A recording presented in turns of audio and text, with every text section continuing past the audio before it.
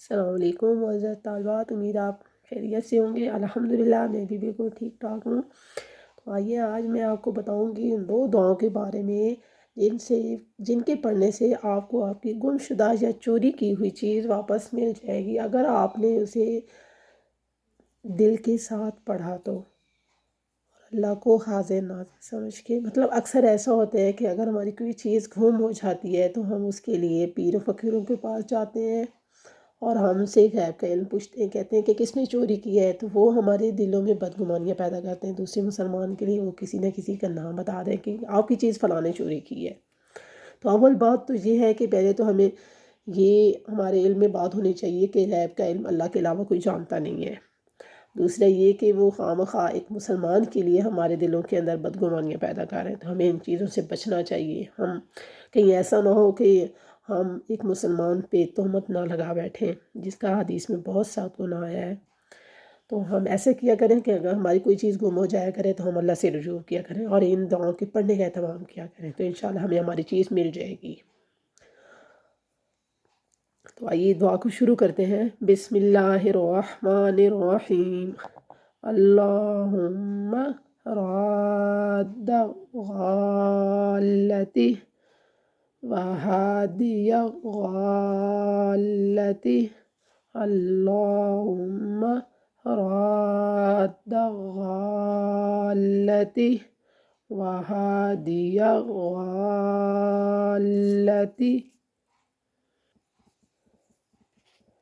تہدی من الضلالتی تہدی من الضلالتی، اردد علی غالتی اردد علی غالتی، بقدرتک وسلطانک فإنها من عطائك فإنها من عطائك وفضلك۔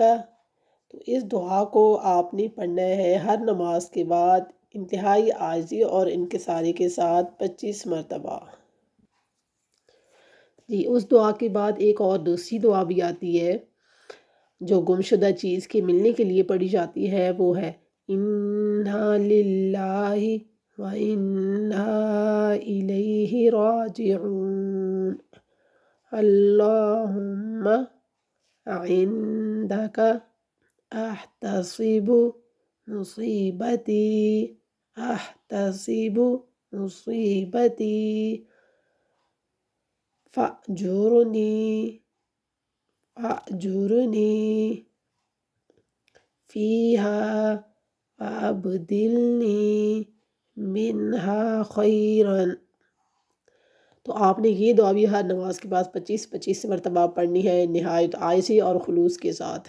مطلب دھیان کسی اور طرف نہ جا رہا ہو بلکہ صرف اللہ کی طرف جا رہا ہو۔ حضرت ام سلمہ رضی اللہ تعالی عنہ فرماتی ہیں، جو ہمارے نبی پاک صلی اللہ علیہ وآلہ وسلم کی زوجہ محترمہ تھیں، کہ جب میرے شوہر ام سلمہ وفات پا گئے تو میں نے یہ دعا پڑھی، انا للہ و انا الیہ راجعون، اور اللہ نے مجھے میرے شوہر سے بہتر شوہر مجھے عطا فرمائے۔ اور آپ کو اپنے شوہر سے بہتر جو دوسرے شوہر ملے تھے وہ ہمارے نبی پاک صلی اللہ علیہ وآلہ وسلم تھے۔ مطلب ان کو ان کی اس دعا کا بدلہ اللہ نے اسی وقت دے دیا دنیا کے اندر ہی۔ تو ایک ازواج مطہرات کی